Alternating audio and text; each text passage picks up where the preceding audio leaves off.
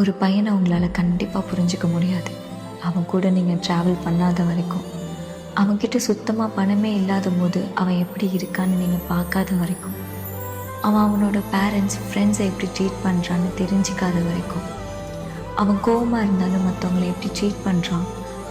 அவன் எப்படி ட்ரீட் பண்ணுறான், அவன் உடஞ்சி போனால் எப்படி இருக்கான், அவன் டெஸ்ப்ரேட்டானா எப்படி இருக்கான், அவனுக்கு வேலை இல்லைன்னா எப்படி ஃபீல் பண்ணுறான், ரிஜெக்ஷனை கேட்டு அவன் எப்படி ஹேண்டில் பண்ணுறான், மேபி அது ரிலேஷன்ஷிப்பாகவும் இருக்கலாம், கெரியராகவும் இருக்கலாம். அவன் லவ் பண்ணுற பொண்ணுக்கிட்ட இருந்து தூரமாக இருக்கும்போது அந்த நெகட்டிவ் பேஸில் எப்படி அவன் பிஹேவ் பண்ணுறான்,